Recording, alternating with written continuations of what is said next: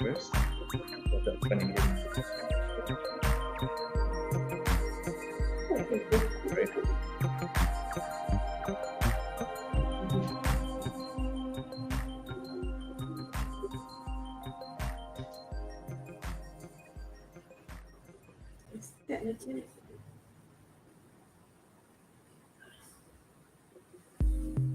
Selamat petang, selamat datang dan salam One Team, One Dream.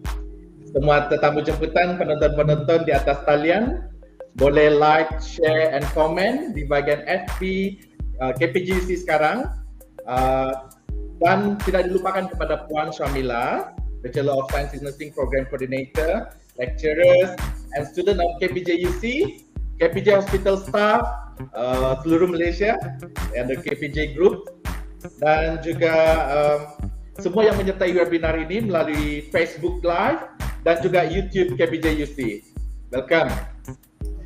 Saya Jack, selaku moderator untuk webinar hari ini, dan hari ini adalah tugasan kami sebagai final year student Bachelor of Nursing Science cohort 5 and 6B akan membawakan anda dengan webinar yang bertopik menarik tetapi sedikit ngeri, because ada gambar yang you know about wounds. Later kami akan share dengan topik kami iaitu saving diabetic food. Sebab masalah diabetic food ni memang ada di dalam masyarakat kita sekarang, sebab as we look at the statistics, diabetic in Malaysia ni, diabetes mellitus ni dah melarat and it's become like our disease yang very common among our society. So hari ini juga kami sangat berbesar hati untuk bersama-sama dengan dua orang speaker yang kami specially select them. Kami invite them untuk bersama-sama dengan kita membicarakan tajuk yang saya sudah katakan tadi, iaitu saving diabetic food.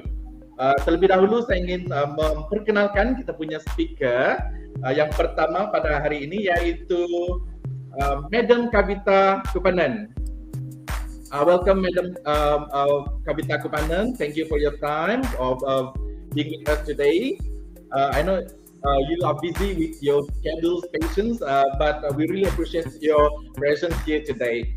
So Madam Kavitha is a diabetes nurse educator from KPJ Kuantan Care and Wellness Center, Pahang. I'm from Sabah, by the way. Sekarang live from Diabetic Center at Mohd KPJ Sabah Specialist Hospital, and this is wonderful because I get to connect with everyone streaming live with Madam Kavitha in Pahang. It's a great opportunity actually. So Madam Kavitha is graduate diploma in nursing, University of Science Malaysia, Kuantan, Kuantan, and she obtained a Bachelor in Science Nursing, Kuantan University Technology, Perth, Australia, and she also the post basic in diabetes management, Kementerian Kesihatan Malaysia. Her working experience vast throughout the nations. She used to work in Tan Hospital, Singapore. And currently she is in KPJ Kuantan KN Wellness, and before that she was in KPJ Pahang Specialist Kuantan. Orang Kuantan ni. Alright. She attended many workshops and conferences. Her special skills is what we looking for actually: diabetes care, wound management, and palliative nursing. That is great background experience of our speaker for this afternoon session. So. He also published some publications in the nursing journal, or is it the nursing bulletin? The title of Diabetes Self-Management Education, DSME, which is the role of diabetes educated 2009 in KPJ's 10th anniversary nursing bulletin. And also she was the invited speaker for University Utara Malaysia Online 2022, the latest, and she is a live member of Persatuan Diabetes Malaysia. So tanpa melengahkan masa, saya persilakan Madam Kavitha untuk meneruskan dengan wal bicara beliau yang bertajuk Management of Diabetic Food. Penonton-penonton boleh selepas ini menulis soalan di ruangan komen dan akan dijawab di akhir sesi Puan Kavitha ini. Dan stay tune sebab kita ada dua sesi hari ini. Selepas Puan Kavitha kita ada lagi satu speaker jemputan yang istimewa. Alright, sekarang saya persilakan masa ini untuk Madam Kavitha. Okay, can I share my slide? Okay. All right. Thank you, Jack, for your kind introductions. Good afternoon and salam sejahtera to everyone. And thank you so much for all the participants for sharing your time, joining us today. And advance congratulations to KPJUC students for organizing this webinar. And thank you so much for inviting me to share my topic today with you all. And I'm Kavitha Kuppanan, diabetic nurse educator, as Jack introduced to you all just now from KPJ Kuantan Care and Wellness Center. All right, my topic today will be on diabetic food management. Okay, my session content will be overview of diabetes in Malaysia, risk factors when identifying diabetic food, charcoal food, diabetic food screening, triage and referral, patient education, and treatment available for diabetic food. Okay. Well, everybody, I'm sure semua sudah tahu pasal diabetes atau kencing manis. Number of cases is increasing day to day. Now more number of people are being diagnosed as a newly diagnosed diabetes patient and all.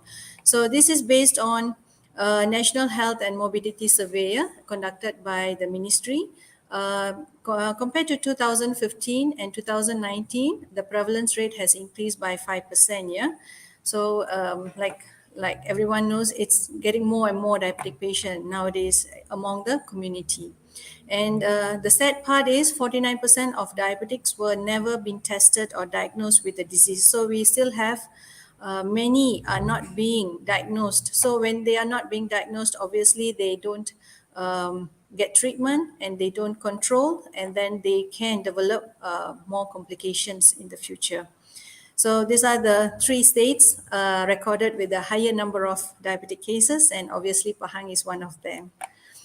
The second article is about 1 in 2 Malaysian diabetics were unaware that they had disease. So when they are unaware that they have the disease, more and more patients will develop complication, like I said just now.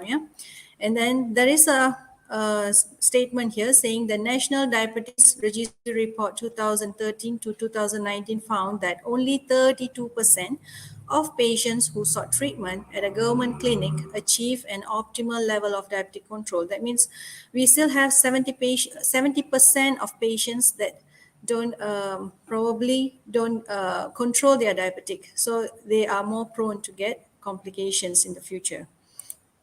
So when you look at this graph here, what I'm trying to say here, when more patients develop complications before they are being diagnosed, sorry, more patients are developed before they are being diagnosed as diabetes, yeah, like when they are in the category of pre-diabetes.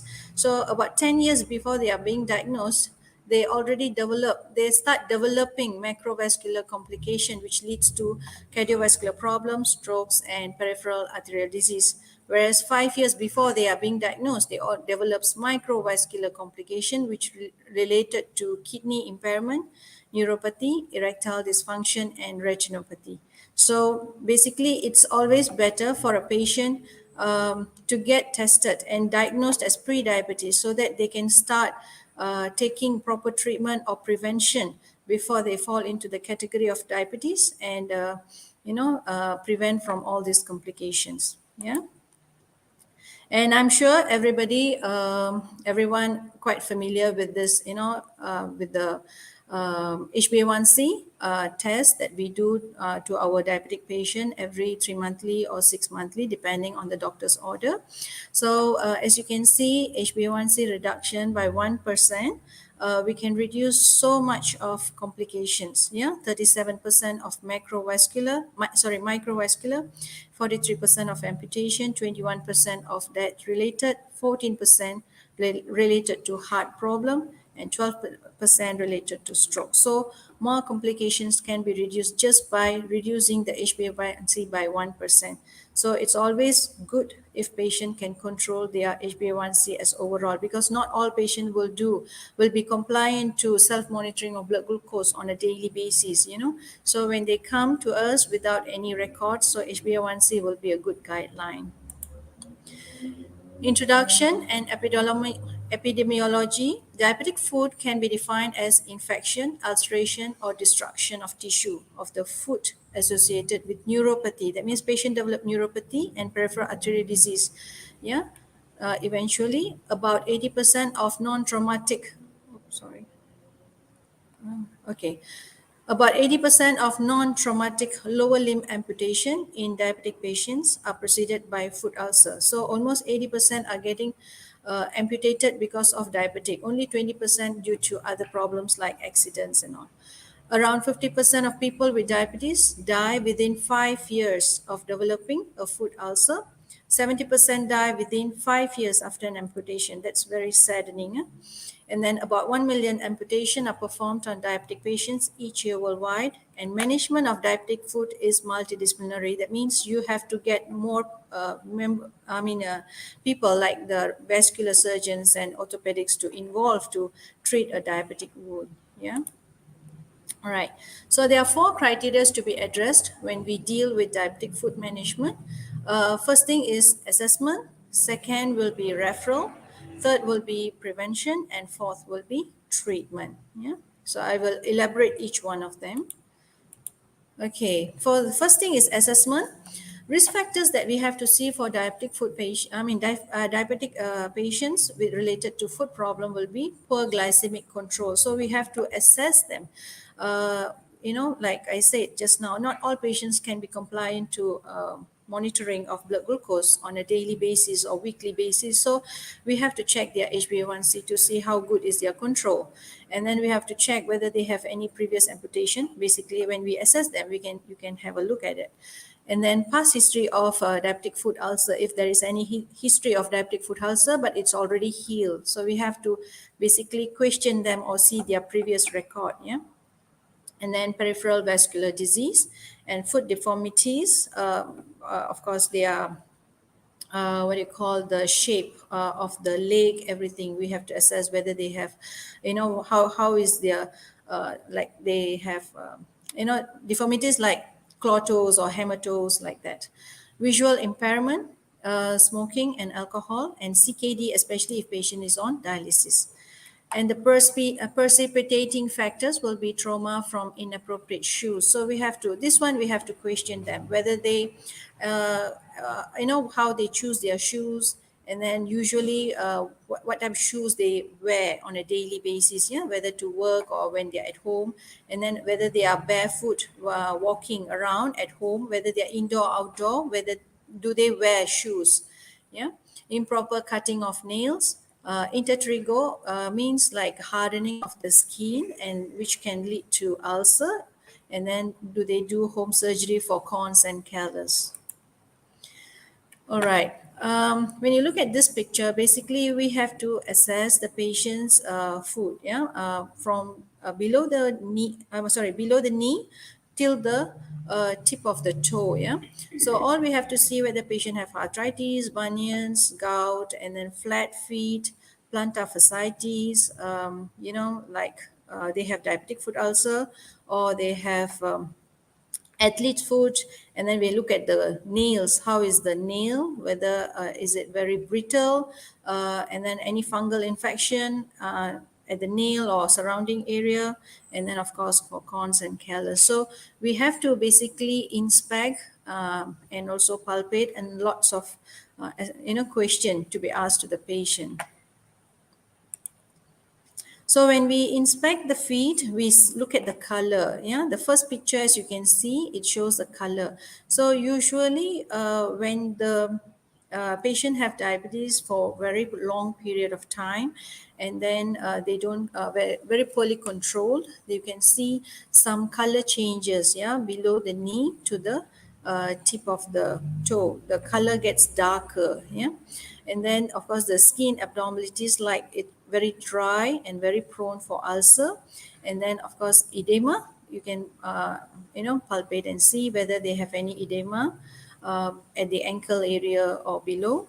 And then calluses and joint deformities like the claw toes, hematoes, like I said, which charcoal foot, all this we have to make assessment, thorough assessment. So to identify peripheral neuropathy, various screening tools can be used. Very common is Simmons-Weinstein monofilament or neuropen examination, which is 10 gram. We actually check at this 9 points that is highlighted there at the picture to see their sensation level. Or we can do Ipswich touch test, performed by touching the tip of the first, third, and fifth toes of both feet. While doing this test, we can actually ask the patient to close their eyes and then let us know whether they can feel the touch. Sometimes we do use cotton, yeah, when we do this test. So just to see the sensation, how good is the sensation. And then tuning fork 128 hertz to check the vibration sense. This one to check the vibration at the bony area. And for screening for peripheral arterial disease, we actually do ankle brachial index calculation. For ankle brachial index, it's of course the systolic ankle reading divided to systolic brachial reading, and you get the points there. And 0.91 to 1.4 is considered normal. So anything below than 0.9 is considered abnormal. So we have to see the severity, and below 0.4 is very severe peripheral vascular disease. So we have to refer to the respective team. And also we can do pedal Doppler arterial waveform, meaning like to check the pulse, yeah, for the patient, where how good is the pulse and the circulation. And we basically characterize the foot problem based on this. What is the risk category? Yeah? And then for normal, of course, you don't find any abnormal findings. And then for low risk, you have callus alone. And for moderate risk and high risk, you have some deformities or neuropathy, and they don't have very obvious ulcer yet, but active diabetic foot problem, they already have ulcers, gangrene, and and so on. A very severe problem. Yeah? All right. So as a diabetic nurse, when we do assessment to our patient, depending on their duration, whether they come on a yearly basis or 6 monthly basis or 3 monthly, depending on their follow up. So we have to record it thoroughly in our diabetic food assessment form. So this basically will guide us throughout, the progress of the patient to see how good they take care of their feet. Yeah. So we have to write thoroughly every examination done to the patient, and then after the education and all, whether they are compliant and not, and then to see where in which risk they fall into. Yeah. So the key two will be the referral. So we refer accordingly. So we actually practice according to our clinical practice guideline released in November 2018. So this is basically for a general, whenever generally we do diabetic foot assessment to the patient. So we generally can refer them based on their risk. Yeah. So, but if they have diabetic active foot problem, then of course we have to stage them. Yeah, so to stage them, we use University of Texas diabetic wound classification system, where we have the staging and the grading there. So based on that, we see how severe is the problem, and then we have to decide whether we have to refer them to the foot protection services or we refer them to multidisciplinary foot care team. Yeah, but of course, here in private, patient goes to the surgeon, but we can involve the rest of the team as well.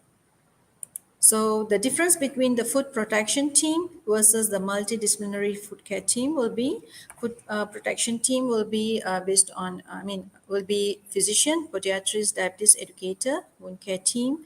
If we have wound nurse specialized in, wound, and then rehabilitation services. Or if it's a multidisciplinary team for a very active foot problem, then we have to, of course, refer to orthopedics, vascular surgeon, rehabilitation physician, occupational therapist, podiatrist, diabetes educator. So basically, the member in the team will be bigger, yeah, in multidisciplinary team. So how often we do follow up for them? Also, we have a guideline. So basically, when they have no abnormalities, yeah, we actually follow up with them on annual basis. They come on a yearly, yeah, to see. But in case along the period, if they develop any ulcer due to some, improper footwear, or they accidentally hit somewhere and cause any problem, then definitely the whole follow-up will change. Yeah, so they have to come more often, or depending on how severe is the problem. So for low risk is careless alone, they also come for annually, and no referral. We don't refer to anyone else. But for moderate risk, like deformities, neuropathy, or non-critical limb ischemia, they can come like 3 to 6 monthly for their diabetic foot assessment. And then for high risk, then they have, for high risk, they have to come more often, yeah, 1 to 2 months or 1 to 2 weeks, or to see how is the progress like. And for active diabetic foot, where you have to do the dressing and all, will be more you cannot wait. If you happen to encounter any patients with very severe diabetic foot problem, you have to immediately refer them to the respective team within 24 hours. Yeah? So like when we do like home nursing as well, when we see patient at home and we encounter, sometimes they don't have much knowledge about this. They keep it with them. The diabetic foot problem with them, thinking that it will heal by its own. So we have to educate and emphasize them to go and see the doctor as soon as possible. Yeah. So key 3 will be prevention. Prevention is more on education. So we educate patient. Yeah. So there are 3 important steps when we educate patient. Yeah. We educate basically all diabetic patient, generally to all complication, not specifically to diabetic foot. We educate to everything. Yeah. To retinopathy, to cardiovascular problem, to control their lipid, cholesterol levels, and then to take care of their kidneys, So basically we educate them everything. We have to let them exposed to all complications so that they know how severe diabetic can be if we don't control. Yeah. So metabolic control, the diet, we have to tell them how to eat, and then preventive food care uh, is the main thing, yeah, because something that we always overlooked, yeah.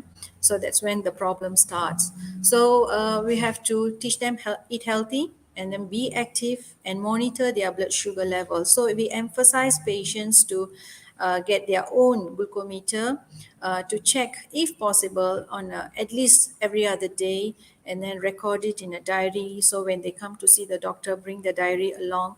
That will be very helpful for the diabetic nurse or for the doctors, to treat them and take a medication at the right time. With the right dose, whether if it's insulin or tablet, they have to take accordingly in a proper way.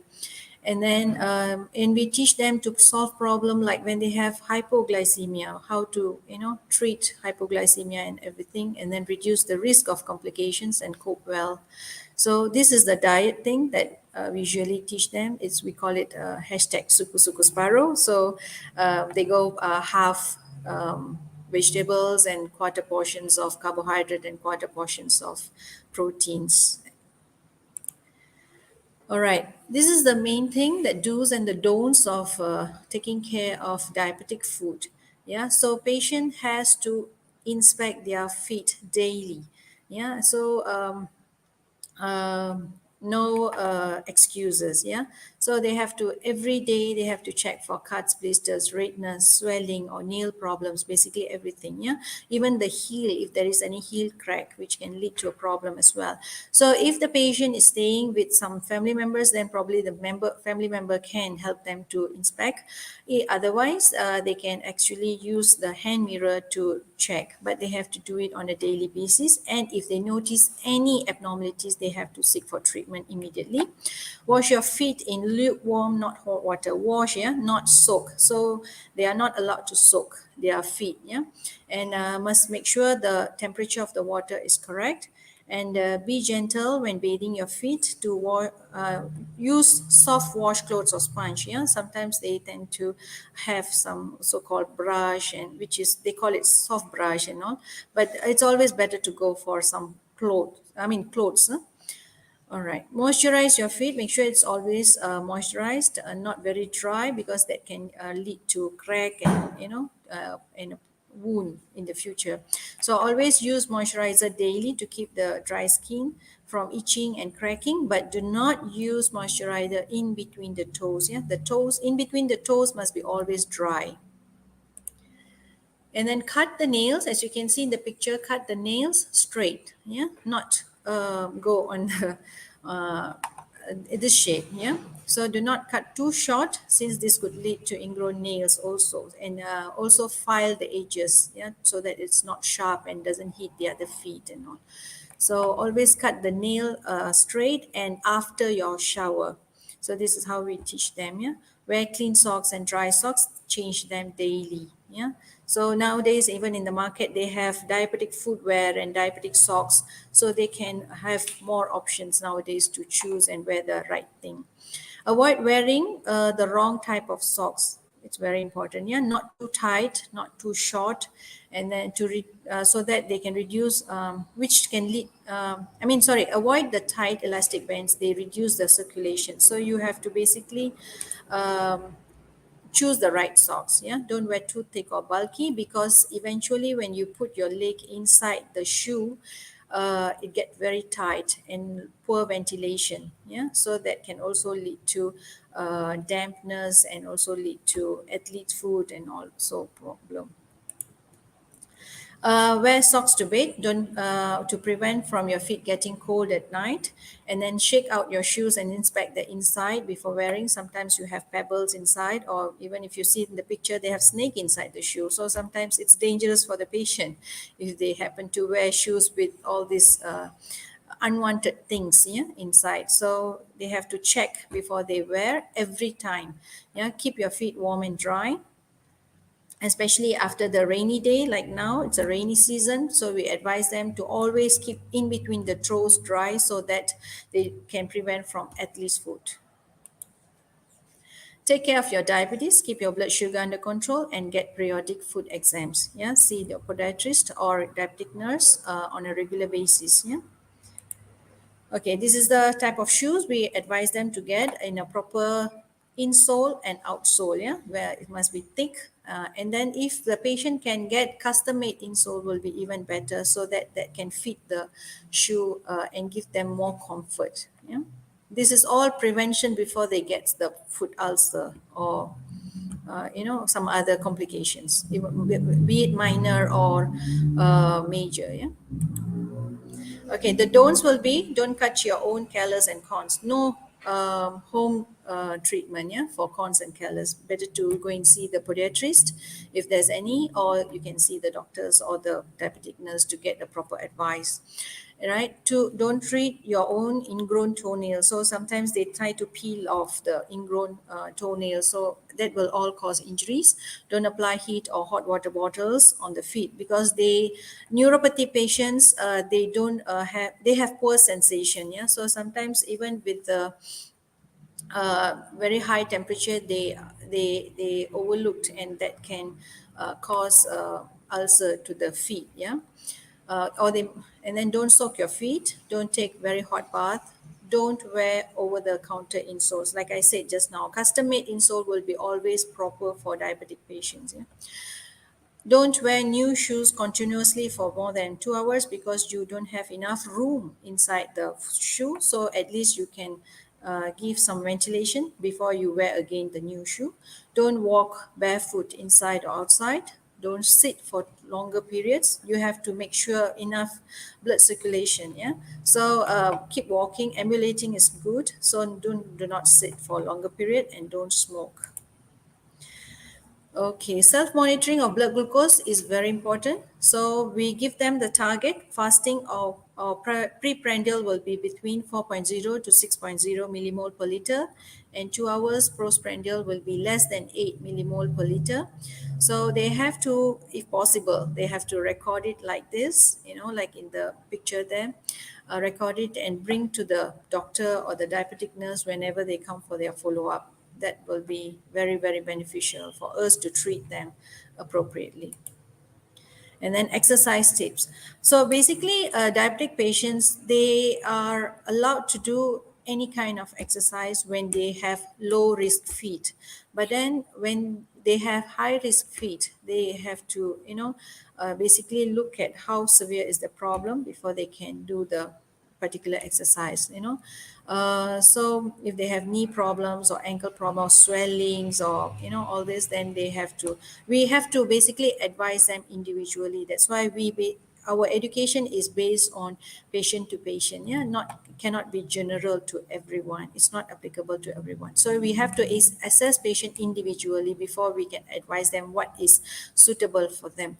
So very elderly patient with diabetic, they can even do exercise while in a sitting position. Yeah, as long as they do something that keeps their circulation good and take care of their feet in a right way, is always good for them to prevent from the complication. And key for treatment. All right. First is obviously pharmacotherapy. We give analgesic for patients because they complain of pain, burning sensation, and it depends on how severe is it. All right. Or if they already have some sort of rashes or ulcers or something that can lead to bigger problem, then we give them antimicrobial agent like systemic or topical. And then wound management, non-surgical will be basic or advanced wound dressing, negative pressure wound therapy, maggot debridement therapy, and hyperbaric oxygen therapy. Yeah, these are the non-surgical. But later, I suppose Dr. Jazlan's slides will be more in detail about this. Yeah. Wound management will be surgically. If we do revascularization, debridement, and reconstruction, depending on how severe is the wound. And then rehabilitation, we actually bring in the physio services in to do the rehabilitation services in to get the prosthesis for the post-amputation rehabilitation on ulcer management. Sometimes we have to get proper shoes for them to wear when they have ulcers, because they still have to walk, so they have to have a right shoe so that the shoe doesn't give so much pressure to the existing ulcer. Yeah, so the ulcer can heal well. Okay, Charcot neuroarthropathy is something that very common among diabetic patients, and foot ulceration develops in 34% of patients with Charcot neuroarthropathy, and 12 times more likely to undergo amputations. Yeah, can be mistaken for cellulitis at an early stage. If you see the third picture, that looks like cellulitis, but it's actually Charcot neuroarthropathy. So this is where we overlook the problem. Yeah, so we always advise to do, if we happen to notice some deformities, we advise them to do x-ray to see, to identify whether it's really a Charcot neuroarthropathy or some other problem. Yeah. And then appropriate use of diagnostic imaging can aid greatly in diagnosis and treatment. Early detection and treatment of Charcot neuroarthropathy can lead to better outcome, avoid deformity and subsequent amputation. Should be referred to the orthopedic surgeons for immediate treatment. Yeah.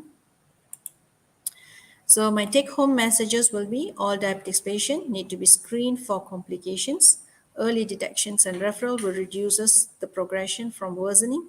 Good glycemic control, optimizing blood pressure and achieving lipid target is crucial. Lifestyle measures will help in reducing risk and delay progression of complication. And thank you very much. If there is any question.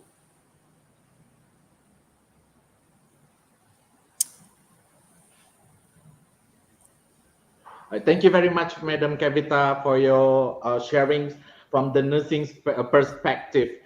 I know we have a lot of questions, burning questions, I believe.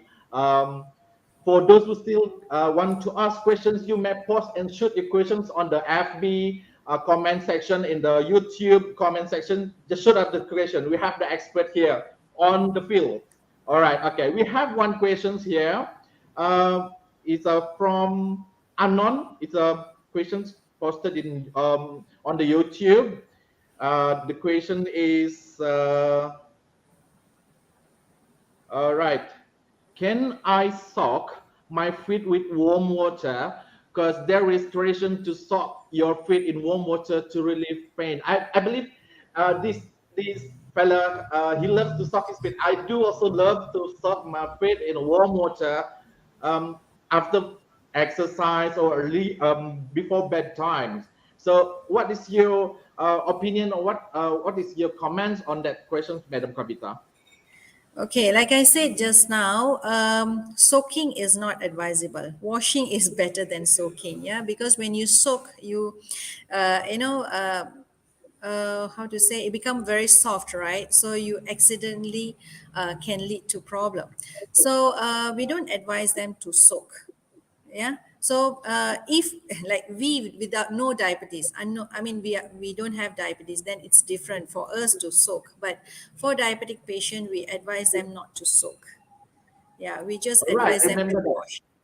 All right, remember that, fellow. If you have a diabetic foot ulcer, I mean, Yeah, yeah, you no, you cannot. obviously when you have yeah, obviously when you have diabetic foot ulcer, you cannot soak the feet, you know. Yes, because it will invite all the germs to grow Correct. there, and then will cause a lot of complications. Yeah, We yeah. do have more questions actually. The second question is from Facebook. This is from Muhammad Hafiz. Muhammad Hafiz, his question is, why should we cut our toenails straight for diabetic patients? I know we like to cut our toenails, even the fingernails. We want to follow the shapes. But for diabetic patient, why is must in straight line? Okay, because we don't want to overcut. We don't want to cut too deep because that will lead to ingrown toenails. Yeah. So we always have to cut straight and then file the edges so that it's not too sharp. So it's basically to prevent ingrown toenails. All right, thank you, Madam Kavitha. I would like to share my own experience because I have ingrown toenails. I believe it's Oh, because of my habit of cutting the nails, following the ah, shapes. So ah. very, very And sometimes we used painful. to use sharp things to remove the dirts, like Exactly, tepi-tepi, exactly. Yes, yes. tepi-tepi tu kan. So all that will cause problems. All right, that's the great explanations why we cannot cut our toenails, especially for diabetic foot patients. All right, remember because it will cause more injuries to your toe, and yeah, with diabetic it Toes, will heal yes. a bit longer. All right, we have another questions from I believe this is from Facebook. Um, Ching Sha. Okay. The question is, can I go to pedicure treatment? I mean, maybe he's a diabetic patient with a diabetic foot. So can he go for pedicure treatment? Because we love to have shining, polished nail, isn't it? Okay. All right. Okay. I will not say generally cannot. Yeah. So can, no problem. But we have to still see the patient individually. So how is the patient's condition with the foot problem? If they are high risk, then we don't advise all that. Yeah. It depends on the patient severity. I mean, which risk they fall into. I hope I answered the question. Yeah. So Yeah, I yeah. would say no. Yeah. But if they have no problems, no abnormalities, like I said just now, then shouldn't be a problem. But if patient fall into some risk, like high risk or moderate risk, then we have to basically assess them before we can, advise them. So yeah, it's individual. All right, that's great. It depends on what's your need actually. All right, there is no restrictions, but you know where's your limit. All right, thank you, Yes. Kavitha. Please call because we have few questions coming in. Okay. I would like to welcome those who just joined us. Okay, please like, share, and comments where you streaming from. We are here from Diabetic Center and Wound KPJ Sabah Specialist Hospital. I'm Jack, and Madam Kavitha is from Kuantan Wellness. All right, so we are talking about saving diabetic foot today, and yeah, you can join us. You can view us on YouTube as well. All right. I would like to remind again, you can register for your attendance and you will get your e-certificate later. Just check out our links, attendance links in our FB, KPJC FB. All right, we have another questions, Madam Kavitha. I think those questions are from very eager nurses. We love to, treat the diabetic foot. Okay, this question is on YouTube from Adnan. Guys, it's okay. You put your name anonymous, it's okay. All right, the question is there other way to relieve pain rather than soaking or washing? All right, I think she did cover this in her presentations. Maybe you want more, uh, I mean, on the pharmacological therapies approach or alternative to that. Maybe Madam Kavitha, you can explain more on that. Okay, basically, soaking or washing is not to relieve pain. It's basically for hygiene purpose.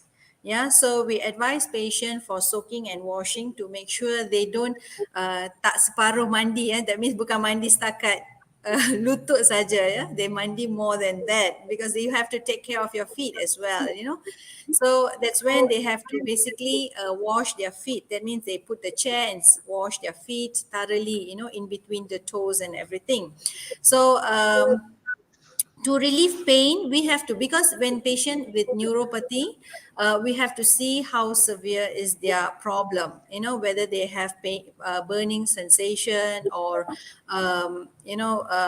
we call it intermittent cloudification, all that. We have to basically see what is their problem, how severe, and then I'm sure the doctor will give the painkiller to relieve the pain.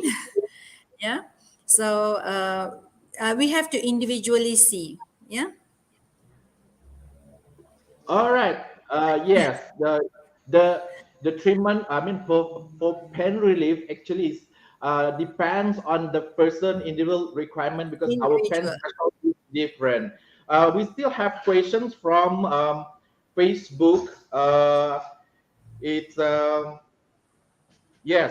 The questions is water-based lotions or oil-based lotion advisable for diabetic foot ulcer. What do you recommend, Madam Kavitha? Sorry, come again. What's your question? A water-based lotion or oil-based lotions advisable for diabetic foot ulcer? Which is Oh, advisable? you mean lotion, is it? To moisturize the skin, is it? Yes, yes, Yes. moisturizer. Okay. Not with very heavy chemicals, something very mild will do. Because some patients are quite allergic to some lotions as well, which we have encountered. So they can go for something very mild. So there is nothing, I'm not promoting any brands here. Yeah. I'm not promoting any brands here. So any lotions will do as long as it's mild pH. Probably they can even go for baby lotions, that even safer for them. Yes, I Yeah. would like to say it's safe to use aqueous cream as a general moisturizer. The Use aqueous what? cream. Ah, Aqueous cream. pem- aqueous cream is also advisable. Yes, if they have very Yes. dry skin, yes, they can also use aqueous cream. All right. I think we are almost at the end of our session. This is our first sessions. But I would like to read aloud out loud all our viewers.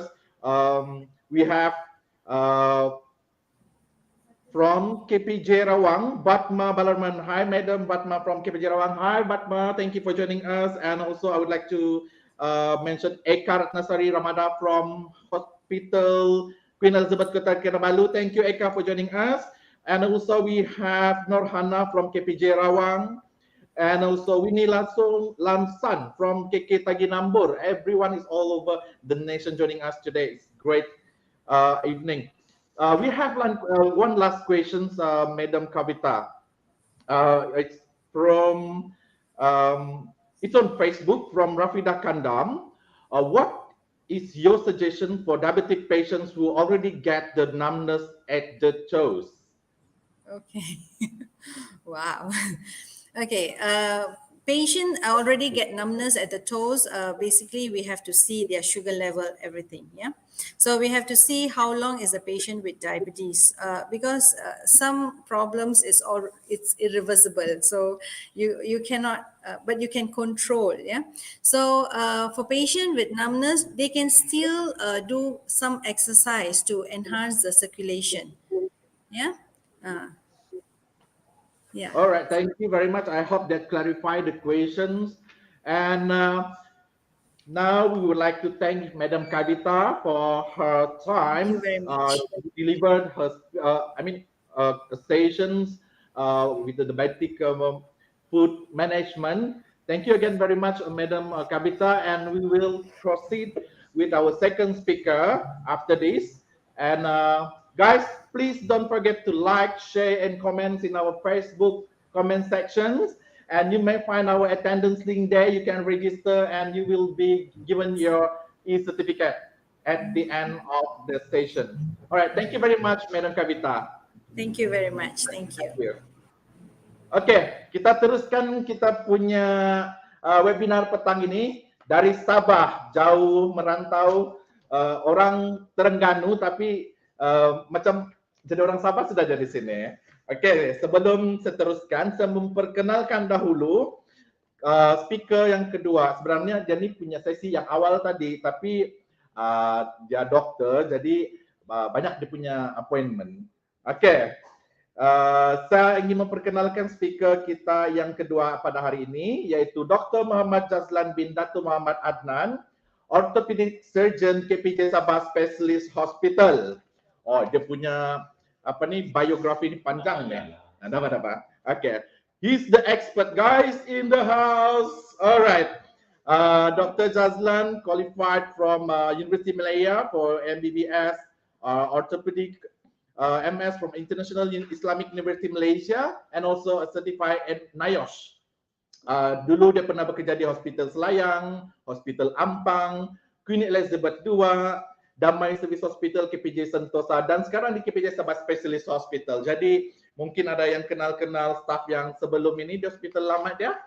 Dan his special skill or interest, dia punya specialization ni adalah arthroscopic sport surgery, okay? Arthroplasty, invasive pain intervention, advanced modern dressing and regenerative medicine. Dia pun ada publish juga ni, dia punya papers, psychological impact among diabetic amputations. Dan ada poster presentations. Yang paling menarik adalah laser treatment in diabetic foot ulcer. Poster presentation in Malaysia Orthopaedic Association meeting 2021 Kuala Lumpur. Dan dia pun banyak kena invite untuk seminar, talk, antaranya adalah Diabetic Foot Ulcer and Modern Dressing, Nursing Orthopedic Conference 2017 Kota Kinabalu, dan sampai sekarang lah banyak dia punya talk. Sejak dengan KPJ Sabah ni, kalau di luar punya outdoors, outreach pun dia ada juga. And he's also a member of Malaysia Orthopaedic Association, Malaysia Arthroscopic Society, Malaysia Medical Association dan ASAMI. Tanpa membuang masa lagi, kita persilakan dan jemput Dr. Jazlan. Silakan doktor. Hi. Assalamualaikum and very good evening to all of you. Sorry to make my session be second session. Supposedly will be first session kan. Busy sikit hari ni. So, jom tanpa melengah masa. Mana saya punya slide? Mana? Jadi tekan mana? Oh ini, okay. So, lari sudah saya punya slide punya tempo. Tak apa. Basically, I will talk about diabetic foot as a whole, how to manage it, and we talk about pathophysiology and others lah. So, tanpa berlengah masa, its lesson objective are to make a detailed history and perform systematic clinical examination in patient with a diabetic foot problem. So introduction, so my lesson plan ni ada introduction, history, clinical examination, assessment, investigation and management. It's about 100 over slide. So I maybe skip a few slides, but I will concentrate which one is most important things lah. Okay. So in prevalence in diabetic in general population is about 8.2%, and in 3 or 6 decades about 16 to 28% in our MOH. 20 to 40% of diabetic develop neuropathy, and 5% of all diabetic develop foot ulcers. This meaning that foot ulcer commonly become infected and may develop gangrene and result in major limb amputation. Sometimes they use a rule of 5%, 5% and 5%, meaning that daripada patient who diabetes, 5% ulcer, from the ulcers tu 5% boleh dapat infected, from the infected 5% boleh dapat the amputation. Ada juga study mengatakan begitulah. Scope of problem in our country and also Singapore, in Asian country, amputation is not a rare things. I would say 31% major amputation rate in 2002, but the new study showed slightly improvement in major amputation rate with our advanced care technology, advanced care wound dressing, and also early intervention. Okay. So global problem, yes, almost every country, every worldwide problem is major amputation. And according to diabetic foot care, time to act is about 1 major amputation every 30 seconds. And of course, it affects socially and also emotionally. So remember this slide, pathogenesis is neuropathy, vasculopathy and immunopathy. Cek lari lah slide saya. Tak apalah. So neuropathy, vasculopathy and immunopathy. These three things is combination of three things that can cause this diabetic foot ulcer. But what is it? Okay. So peripheral neuropathy meaning that 3 components of peripheral neuropathy. You have motor component, sensory component and autonomic component. Basically neuropathy is our nerve. So nerve in our foot, dia ada cover for motor, sensory, and autonomic. So motor component can cause weakness in foot, and sometimes you can see the patient with severe diabetic foot can have clawing of toes, and sensory, most of them can develop glove and stocking sensory distribution in feet, and autonomic can cause a dryness of skin. That's why certain patient diabetic foot you boleh tengok the skin sometimes dry. Why dry? Because the component of peripheral neuropathy, the autonomic component that causing the dryness of skin. Okay, incidence of sensory neuropathy in diabetic foot about 42%. Vasculopathy mainly present with peripheral vascular disease or atherosclerosis. It involves large and medium sized vessels. Incidence of vasculopathy based on ABSI less than 0.8, about 54% in diabetic foot. And macroangiopathy occasionally present involving terminal arterial. So vasculopathy is about our vascular supply to the foot. In patients who have severe atherosclerosis, the blood supply to the foot can severely affected and can cause delay wound healing, and sometimes can cause also result in amputation. So immunopathy is another component. So basically, immunopathy is our immune system, how our body to react to the bacteria or virus that come into our wounds. So diabetic have inherent susceptibility to infection due to defect in leukocyte function, meaning that the leukocyte phagocytosis is not working as usual, and the neutrophil dysfunction and deficient white cells hemostasis and adherent lead to the poor fighting to the infection. That's why patients who are diabetic food prone to have infection in ulcers that's not being taken care. Predominantly gram-positive cocci, Staph aureus, and followed by gram-negative. Usually gram-negative, how you want to know the diabetic food? Gram-negative, usually the diabetic food that smells very bad, usually is from the NLS group. And usually in gram-positive cocci, Staph aureus, usually they present with pus discharge. Okay? And most of the times they can mix of bacteria because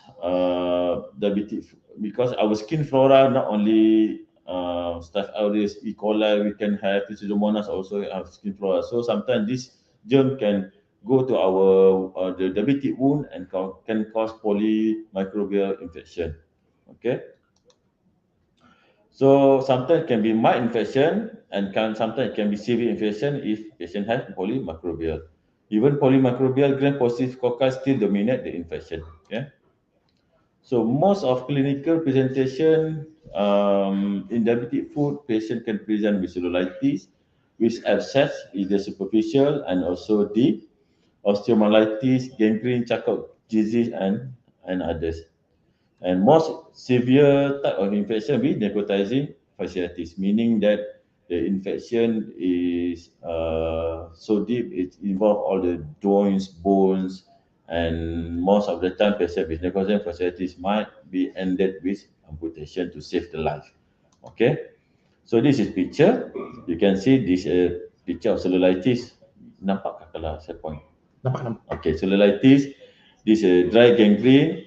Okay, this dry gangrene, this wet gangrene. Macam mana I tahu white, dry or wet? Sometimes dry dia nampak skin dia ni macam kecut-kecut je. Kalau wet gangrene nampak macam basah begitulah. Okay. And this ulcer sole of the foot, this ulcer dorsum of the foot. This is neuropathic ulcer. Okay, this is Charcot joint. Sometimes patient with diabetic foot can develop Charcot joint and can have the problem with the bony configuration. And necrotizing fasciitis is severe infection. Okay, so there are three classification. King College Wagner University Texas classification can be used for diabetic foot. King College food classification is one of the simplest. Which is simple classification to use from normal food, high risk food, ulcerated food, cellulitis food, necrotizing food, and major amputation food. Okay, you can use this classification. If it's normal food, meaning is that our normal food lah. There's no risk of neuropathy, ischemic, deformity, callus, or swelling. In high risk food, there's no ulcers, but you can see banyak callosity, Ada start ada neuropathy, vasculopathy or immunopathy. Okay, patient is start having ulcer is already in stage 3. The skin breakdown, so it depend on how bad is the ulcer lah. Once microbial control is lost and food become redness, it's stage 4 already. Okay, in patient have necrotic or gangrenous of the food, either dry or wet with stage 5, and patient will end up with stage amputation will be stage 6. Okay. So it's very important to take a detailed history. As usual in medical, we start with history, physical examination, investigation, and management. So patient, most of the time, patient profile in diabetic foods, Malay or Indian, but nowadays Chinese also is comparable. And yeah, last time is lower socioeconomic group, but then in nowadays, everyone can have a diabetic. Okay, so first we can ask about pain, which side of pain, store or dorsum of food or sole of food, because sometimes pain can tell us about the how bad is the infection. If patient have pain over the joint, patient might have arthritis, or pain over the bones, patient might have osteomyelitis in case of infection. We can also about vascular claudication, meaning that patient, if patient walk for long distance, the patient have still pain or rest, or the patient have resting pain. So vascular claudication, pain usually in calf muscle, develop when muscle is exercised is due to the inadequate blood supply. Sometimes patient complete limitation of walking and starting to have pain, then you must know patient with diabetic foot which present with that, patient might have a problem with the vasculopathy. Resting pain, patient even rest also has continuous pain, patient might have severe ischemic. That's why patient have very bad pain and bad enough to stop sleeping and ability to walk. Occurs usually in distal foot and sometimes with gangrene, painful at junction of living and dead tissue. In sometimes in very severe pain, this patient might beg for amputation. Okay. And you can ask about the swelling, high abscess, acute onset, you can redness, receptive arthritis, I mean sign of symptom of infection lah, fever, cheese and rigor might be present. And in severe type of diabetic food, patient might present with clawing of toes and increased size of food and rocker bottom food. And if ulcers, we see the site of the ulcers, we can, if most of the time infection in dorsal foot can be at the first web space and heal of a combined with ischemic. In neuropathy ulcer usually is involves sole of the foot and sometimes in painful, if patient is present with painful ulcer, it can be infective ulcer or ischemic ulcer or it can be both. Okay. So about the ulcer, we need to ask about present of discharge, what color of discharge, the smell of the discharge. Staph aureus, I say sometimes can present with brownish or little smell. Anaerobe is fecal smell. So kaki yang busuk tu selalunya anaerobe lah. So Pseudomonas aeruginosa ni usually greenish or rotten fruits. And we need also to ask about history of recent trauma, about the shoe. You need to see the shoe also. Gangrene, we need to know which side of gangrene, what type of gangrene, dry or wet gangrene, and symptom of ischemic. Okay, usually in dry gangrene, it show that patient might have problem with ischemic. In wet gangrene, patient might have problem with the infection plus ischemic. Need also to ask about self-treatment can cause inflammation, tissue trauma, such as digging of nail, self-medication in our country. Sometimes they use turmeric and food reflexology and massage chair and trauma and etc. Important to find out footwear use in patient who already in stage in stage 2, which is a high risk food. So need to inspect the food because over 70% of patients wear slipper or no food for footwear most of the time, and 85% prefer sandal due to warm climate. So in our country, most of our diabetic food use sandals only. Okay. And of course, we need to ask about history of diabetes. This is common sense. Okay, on how, but you must know about control of the patient diabetic. So ask about patient symptom, polydipsia, polyuria, polyphagia, and how the diabetic control when you're doing the dressing, what is HbA1c, how frequent he check the testing, okay. And other complications from the history such as blurring of vision for retinopathy or cataract, nephropathy is the patient with renal failure, and neuropathy in glove and stocking distribution, and other comorbidities such as hypertension, ischemic heart disease, and chronic renal failure. So remember that chronic renal failure with diabetes is worst combination, but patient with CVA or stroke with diabetes is very bad combination. All right. So this factor, patient who have hypertension might have atherosclerosis. Okay, bear in mind, atherosclerosis can cause vasculopathy. So patient also might hyperlipid. So patient who has diabetic food and then smoking some more, that one is the worst combination lah. Okay. Ask about functional status, community worker or patient housebound only, not going out, unable to work because of stroke, and can ask in patient, younger patient can have a high risk job, patient cooking or manual labor and other things. And family history, okay, who take care of patient, who pay for the patient bills, okay, we need to know also about that. After the disease history, then you go for the clinical examination. So as a orthopedic or doctors, we usually we do one first. We see the patient. How we do inspection, general examination. They want standard. You in patient who in septicemia, we can see patient ill, toxic, sometimes cannot really talk. Okay, patient might be paler, shallow appearance in the renal failure. Okay. Then we do a basic vital sign, blood pressure, look for postural hypotension in infection, and pulse rate. Patient might have increase of pulse rate in case of infection. All right. Local examination. Then after that, we go to local examination.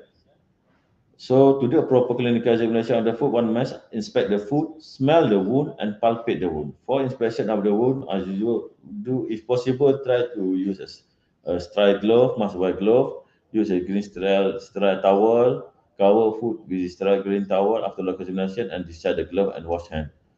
Okay, we start with inspection, palpation, movement, and special test.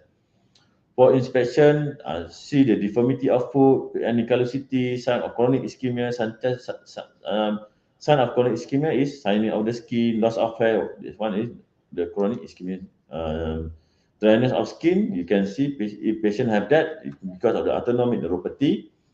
Wasting of intensive muscles, basically patient might have motor neuropathy, and clogging of toe, patient might have the motor neuropathy. Look for any cellulitis, redness, and any swelling or gangrene around the area. Look for any ulcers. Like I said, ulcers needs to inspect how big the ulcers. Now they have, we have already in our school care center, we have the disposable rulers, so we can take the picture and send. I mean, we can keep the picture to see the improvement of the wounds. Okay. Instead of depalpation followed by movement, better to perform complete examination of the three important factors of pathogenesis of diabetic foot, which is assessment of immunopathy, vasculopathy, and neuropathy. So how to assess that? Basically, in immunopathy, immunity is all about the infection. Discharge for the wound, its quantity, color, odors, warmth of the or coldness of the foot, size, any tenderness. Sometimes you need to do deep palpation of the sole of the foot. Sometimes patient might have selective arthritis or osteomyelitis. Okay. For immunopathy, must examine and carefully to exclude an infection. So basically, immunopathy is all about infection. So probe test, basically, if a sterile metal probe or the glove finger or palpate reach the bone, basically patient might have osteomyelitis of the bone. If we see the ulcers, we see the bone, we see the ulcer and we palpate, we touch the bone, patient might have osteomyelitis of the bone. Assessment of vasculopathy, go for inspection first. Color of the skin, pink color is normal, paler is ischemic, temperature of skin, warm is normal, cold is ischemic lah. And do a capillary refills. Press tip of nail or palm for 2 seconds. Is more than 2 seconds is ischemic. Then palpate the pulse. We can start with femoral pulse, popliteal pulse, the salicipedia artery is most important, and also posterior tibial artery. So because this posterior tibial artery and dorsal artery can give us basically how well wound will heal. Okay, between dorsal and posterior tibial artery is our main blood supply to the foot, and that is one the most important things. Okay, and record pulses on figure diagram. Burgers test is not really necessary. If you have time, you can do it. Okay. So then all diabetic foot must examine for vasculopathy. Like I said just now, palpate the pus. If two pulses palpable, very good chance of success. If one pulses palpable, fairly good chance. If no pulse, meaning it's no chance of recovery of the wound. Okay. So assessment of neuropathy, we can use a pinprick testing. Basically, we use a Siemens Western 5.07 Gauss monofilament test. We can use a tenure reflex or vibration sense. Okay. Monofilament test, one of the gold standard. Inability to fill the test is equal to the loss of protective sensation. Okay, you can. This is about 10 points. Sorry, 10 point over the for the monofilament test. A positive monofilament test is more accurate than pinprick, vibration sense, or position sense common to detect the sensory neuropathy.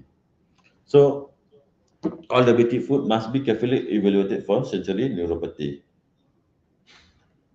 Sorry, yeah.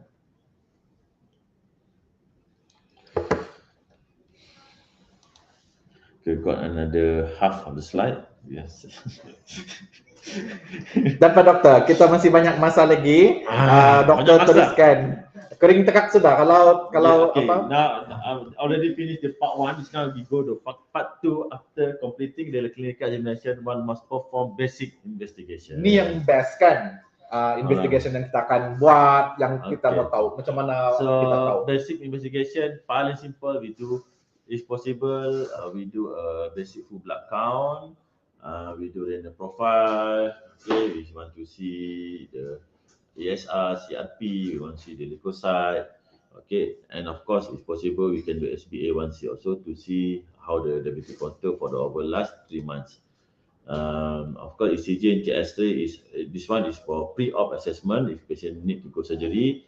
And you can do also urine UFME to see how the control of diabetic. Patient might have glycosuria, ketonuria, or proteinuria. For the diagnostic I mean this one is patient admitted lah. Okay. Culture must be taken is preferably before start any antibiotic. First clean culture. First clean the ulcer and surrounding skin with normal saline, then take swab from deepest portion of the ulcer. You can use swab and avoid bacterial contamination from skin, send for aerobic and anaerobic culture. So in patient who have fever, blood culture is a must to make sure patient doesn't have any septicemia.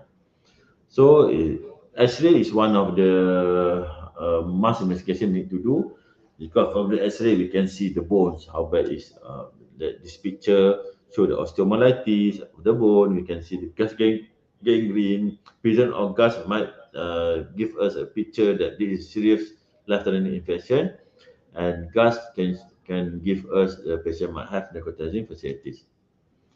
Okay, this is osteomyelitis, and this is picture X-ray show that patient has sclerosis. Okay. ABSI, yes, we can do ABSI to see the ischemic. Is ABSI normal 1 to 2, more it's less than 0.8 is ischemic, and 0.5 is critical ischemia. Okay, this one you can advantage of the ABSI is non-invasive and cheap. Sometimes it can misleading because of calcified vessels. Okay, we can skip this. We can also to brachial index. Ready to like ABSI, I think should be okay. And if we suspect patient might have ischemic properties, patient might end up with femoral angiogram to see any which is the area of occlusion, and patient might end up with bypass surgery or angioplasty. For arteriography, done is but usually injection already operate direct into arterial tree to develop the map. So usually we do this before we decide for any amputation lah. So vascular surgery is full only if blockage present in the popliteal vessels. So So need good vascular surgeon to support. Okay, this is one of the example of the angioplasty. So this is angiograph. They take the graph from the below the knee and do the graph. Okay, Tibial angioplasty. MRA is magnetic resonance angiogram. It's alternative. It's costly for renal trauma patient where die contract is contraindicated. Okay. The salus artery bypass usually graft to the slippery using reverse saphenous vein graft for the limb salvage surgery. Okay, we go for treatment. In basic treatment, patient who end up in A&E with infection, yes, of course, we start the IV line to hydrate the patient, take the input-output chart and diabetic chart to control the diabetic control. And sometimes we start antibiotic. Of course, we start antibiotic. We use a broad spectrum. Augmentin, unicin, also one of the broad spectrum antibiotic. It depends on patient how severe is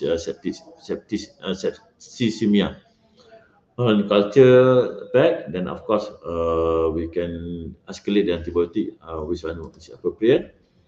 Or in the meantime, after let's say we can do a daily dressing for the wound, can use chlorine. I mean now a lot of the solution, you can use any solution which is suitable.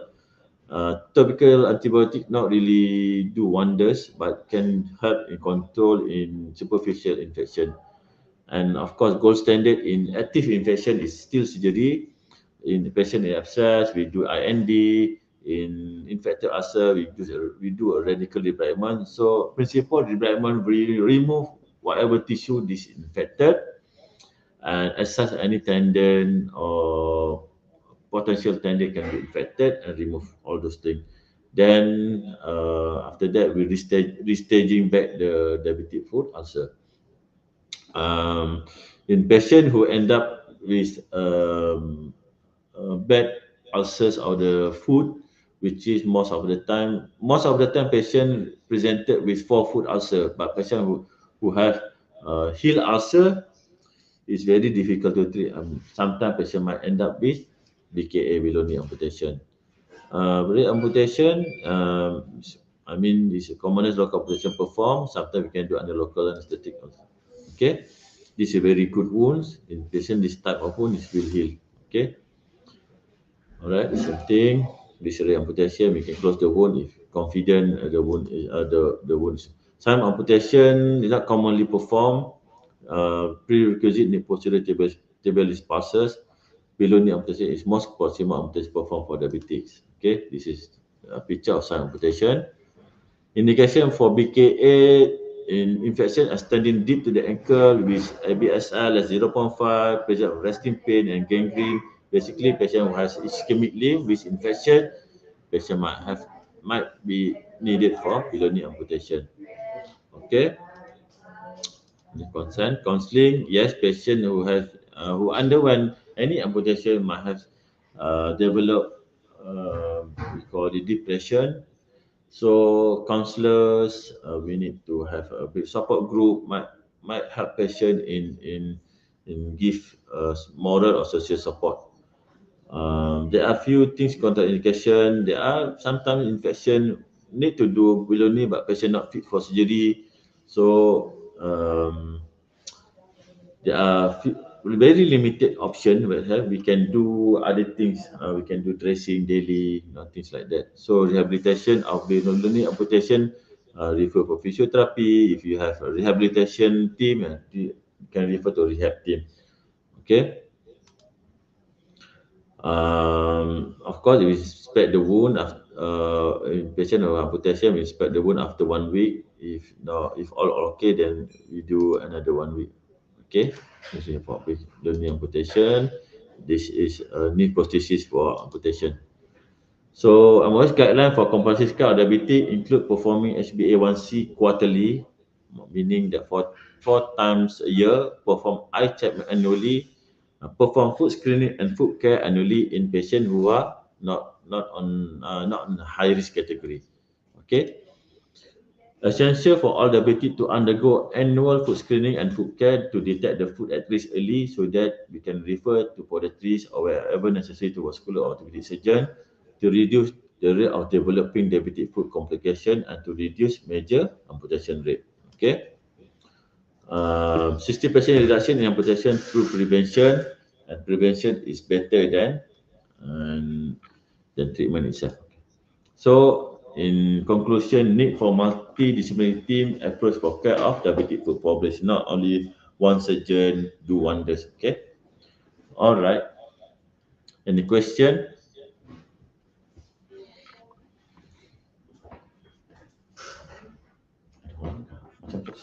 Ya, ada. Hai. Oke, kita kembali lagi bersama. Sekarang saya dengan dokter. Tadi saya satu orang, sekarang saya dengan dokter Jazlan di sebelah saya. Jadi, kalau ada soalan, kita sekarang boleh tanya soalan direct dengan dokter. Saya tanya terus dengan dokter di sebelah saya nih.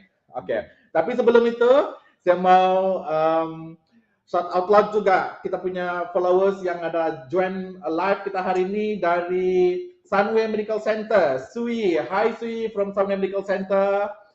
Kita ada Nur Haikal Kamis dari KPJ Bandar Maharani. Hadir katanya. Dan Aida, KPJ Bandar Maharani juga. Hi, thank you for joining us. Ada siapa lagi sini nih? Natasha Amira, thank you Natasha. Jenny Lisa Kopong, Joyce Marie, Lina Keson, Rangai Stanley, Petruna Tunda on Facebook dan YouTube. Alright, thank you guys for joining us. I think doktor punya slide dah siap tadi, dia sudah present macam mana orang tu dikesan ada diabetic foot ulcer.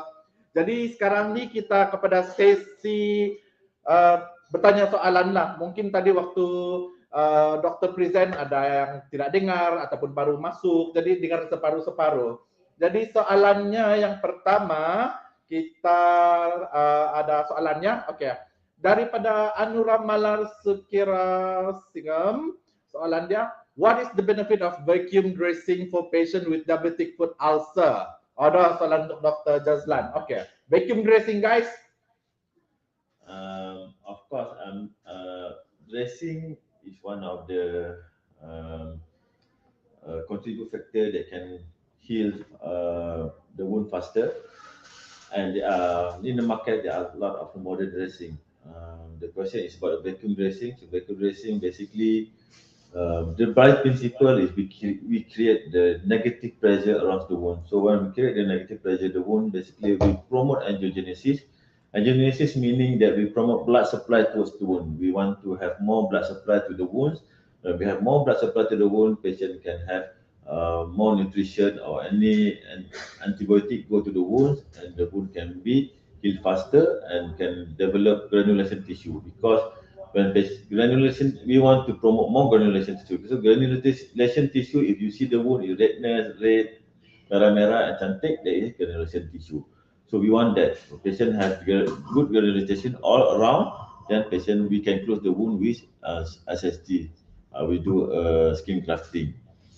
So that's the benefit of vacuum dressing. Of course, you are talking about topic of dressing itself another 1 hour. Okay. Alright, thank you doktor untuk soalan tadi itu dari Anura regarding vacuum dressing. Kita ada questions yang direct question. Ada yang PM saya nih, dia tak sabar-sabar juga. Tapi kita baca dulu soalan dari Facebook. Anim and Rainis. Wow. Soalan dia, hello doktor. Oh, hello, doktor dah sini. Can do ultrasound for the foot to detect there is blood flow on the suspected infected foot. Dia tengok kalau ada darah mengalir pergi yang kaki ada jengkitan itu. The gold standard still angiogram. Can do ultrasound, but sometimes ultrasound is operator dependent, and sometimes very difficult to scan a very small blood vessels compared to the angiogram. Okay. In big blood vessels, yes, of course, ultrasound we can do the ultrasound to see the blood flow, because now the modern ultrasound they have setting to see the arterial and venous flow, but then this all those things are very operator dependent and need large vessels to detect. In for food. I mean, in patient who have most of the time the food, the blood flow affected at the food level is sometimes quite difficult to detect.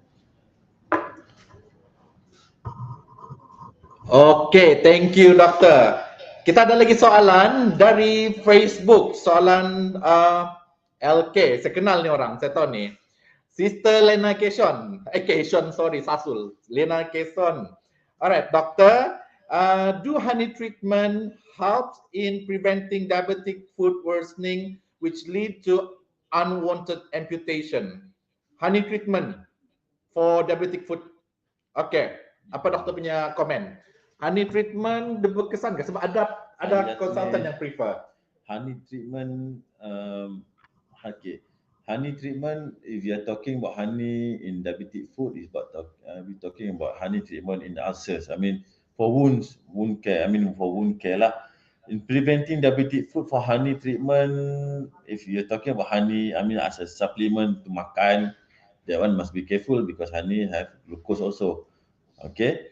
But then if you're talking about honey using honey in wound to stimulate more wound care or wound ulcer healing, yes, there are studies show that honey might help in do promote new granulation tissue. Yes, that help. I mean, if you ask me about supplement honey to prevent, I don't think so. Alright, Sister Lena, thank you for your questions. I hope that clarifies. Kita ada lagi soalan, doktor. Ini soalan daripada yang tak sabar-sabar mau tanya ni. Dia PM saya terus. Okay, dia tanya, doktor, apa doktor punya preference, okay, untuk wound management lah. Kalau di KPJ Sabah ni, kita ada buat ke tidak maggot, debridement, begitu. Jadi di KPJ Sabah kita punya experience lah. Mungkin kita boleh share dengan kita punya viewers, audience di sana. Macam mana kita punya maggot debridement di sini? Aktif kah? Selalu kena ada demand kah? Maggot, how maggot treatment? Okay. Maggot therapy in KPJ Sabah, yes, because the maggot we need to fly it from KL, it might have problem in logistic issue. So yes, there are options of maggot therapy. Like I said just in earlier of my slide, sometimes patient might not suitable for surgery because the patient high risk patient. Yes, we can use maggot debridement therapy. It's one of the option. It's one option. But still, gold standard in infected wound still surgical treatment. So maggot debridement therapy we use a maggot to debride the wounds. Basically, the maggot only eat the unhealthy tissue and leaving the healthy tissue behind. Yeah. Of course, there are some supplier that they come to us and approach that. I mean, we welcome them. If we have patients, yes, we might use the maggot therapy. Okay guys, the treatment yang kena pilih tu ikut kesesuaian jugalah. Mungkin kalau saya contoh lah misalnya saya tidak sesuai untuk surgery sebab saya ada bleeding tendency begitu. Mungkin maggot tadi itu sesuai. Okay? Dan kita ada juga soalan daripada kita punya viewer. Okay, dari Nurti Eva. On Facebook, ni staff doktor dulu, mesti dah lupa saya kan, tapi tak apa. In what category of wound you will decide what dressing to be used? Maksudnya apa dressing yang kita pilih yang sesuai mengikut kategori wound, luka itu? Generally, in dry in infected wound is we can, I mean, very mild infected, we can use a gel, duodenum gel or debridement gel. In dry skin, in dry wound, we can use gel also to moist the wounds. In very exudated wound, we can use vacuum, we can use we call it sponge, or we use in most of the time it all depends how, I mean, this all depend in three factors: vasculopathy, immunopathy, and also neuropathy. In neuropathic pain, in neuropathic ulcer, it's not about dressing only. We need to combine to footwear to facilitate more wound care, wound healing. Because why? Patient in neuropathy, patient might have wound of the sole of the foot, so patient always pijat dengan sole. So how wound is very difficult to heal. So we need to combine the dressing itself plus dengan we need to do a total contact cast. Example, same also with other type of wound. A patient who might have vasculopathy, vasculopathy condition plus ulcers. So how we want to promote blood supply towards the wounds? We can use vacuum dressing and with combination with laser therapy to stimulate more wound healing. The wound might be faster. And also in severe ischemic wound, sometimes we can send patient to hyperbaric chamber to facilitate more wound healing. This one, I mean, uh, in the market, there's 1,000 of wound dressing. So, I mean, it's another whole topic to talk about the what type of dressing and the type of wound. Maybe if you have time next time, yeah, I can talk about the dressing. Alright, thank you Dr. Jazlan. Okay, dia punya explanation tadi tu apa pilihan wound dressing yang sesuai untuk wound kan. Nanti dia akan buat lagi another session yang spesifik wound dressing yang sesuai itu. Macam ada dia mention tadi tu hyperbaric. Lagi advance. Dapat kita buat itu sesi kemudian nanti keep follow us, keep check out our Facebook. Dan sekarang saya mau invite, shout out loud kita punya followers, kita punya viewers online sekarang ni. Hai Teresa Impang, kita ada Iza dari KPJ Rawang dan kita ada friends from Sunway. Okay, sekarang ni sebelum saya tanya next question kepada doktor, saya mau tanya jugalah Sunway punya medical center staff, they can share dia punya experience of dia punya diabetic food ulcer management di sana. You can share later, maybe you can post on your YouTube atau Facebook punya comments. Nanti saya akan baca. Okay, this is a platform we can exchange our knowledge juga and experience. Kita ada soalan juga, soalan daripada ini soalan seterusnya daripada YouTube. Sherlyn binti Untung. Hi Doctor and Jack. Okay. Apa senaman yang sesuai untuk patient diabetic? Senaman yang sesuai. Selalu kalau saya nampak ini senaman mulut saja. Makan. Okey doktor, apa senaman yang sesuai sebenarnya? Cuba cerita dulu apa yang sesuai. Okay. Brisk walk is one of the, it depends on patient condition, how the ambulatory status, can patient walk, can patient use wheelchair only, how far person can walk. So basic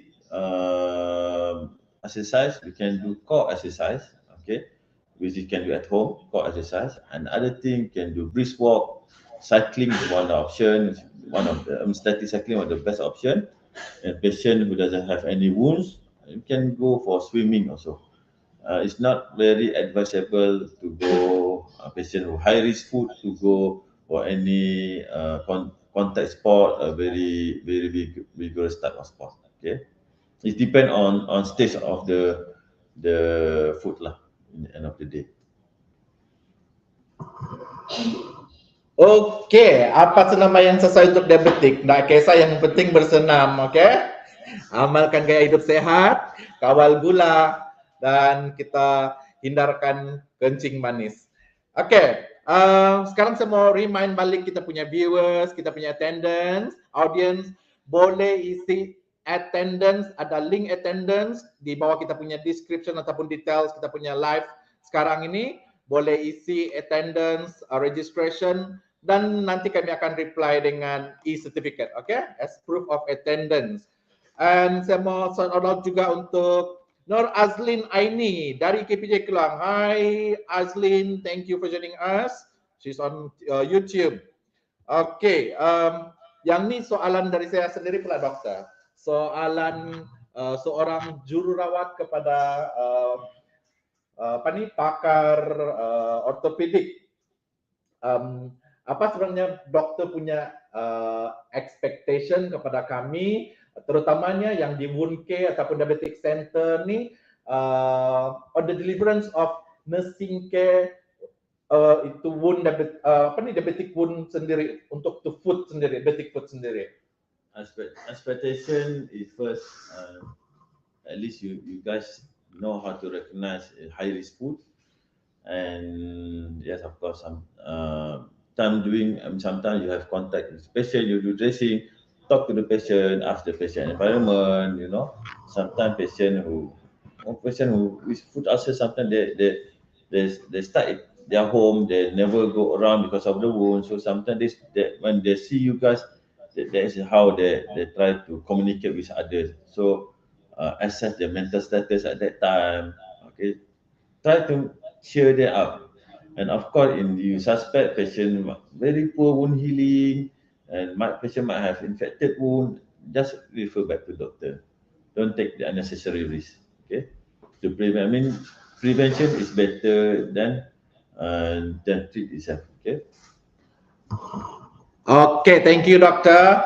Ingat tu nurses, especially kalau yang dealing with wound ni, kita kena pandai assess, and then paling penting inform report dengan the doktor wound punya progress. Okay, jangan memandai-mandai ataupun macam tiada lah itu merah-merah tu begitu.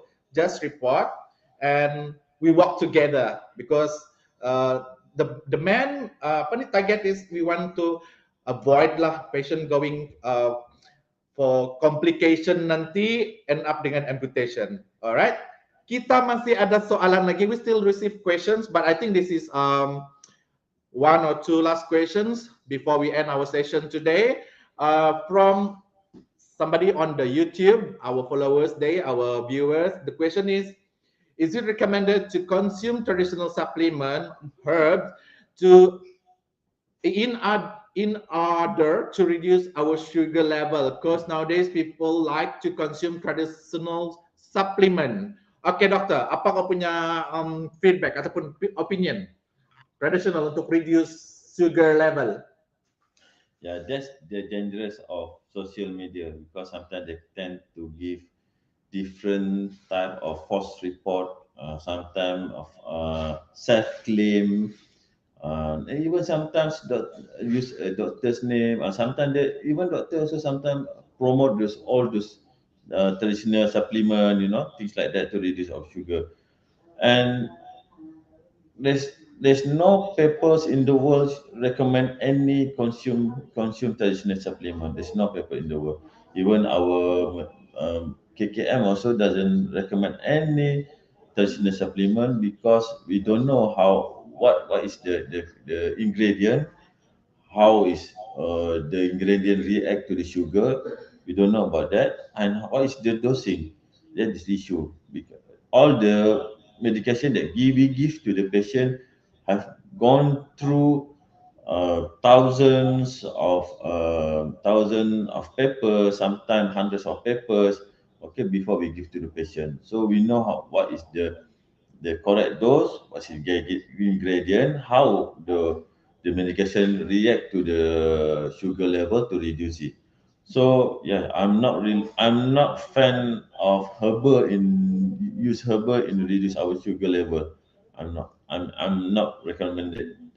Please go to your real doctor to get help and to get advice in get a real medication, not some of your friends suggest my friend use this, or my neighbor use this, or from the TikTok you should use this. Don't ask them, okay? Because they never do amputation. We as orthopedic, we see the patient, we do the amputation, we see many type of patient, we have gone all through them, okay? All right, thank you very much, doctor, for your explanations. I hope that clarifies the questions. We have our viewers still online with us. Thank you very much for staying tuned. Prema, yes, we have e-certificate at the end later after the registrations. And we have little darling from KPJ Kuching. And thank you, Dr. Jazlan. That is our last questions. I'm very sorry. Actually, there's another question coming in, but I must apologize that our consultant have to leave because he got another appointment. So I believe we have come to our end of the session. So thank you very much again to everyone. For those on YouTube who view us, who have been with us from 2:30 afternoon until now, and those on Facebook Live, please follow us again on KPJUC official Facebook. And thank you, Safazil. Thank you, Saraswati. Thank you very much, our lecturers, Madam Teh Halimaton. We have guided us for making this webinar a success. My team members, cohort 6B and cohort 5, and the Dean of School of Nursing, the program coordinator, and also KPJUC, KPJ University College. We have done it. So thank you, everyone. Please don't forget to fill up your attendance. And we have an evaluations here. You may, please, you can do evaluation there, and you will tell what we can improve in the future. Thank you very much again. So please don't forget to register your attendance, and you will get your certificate in return.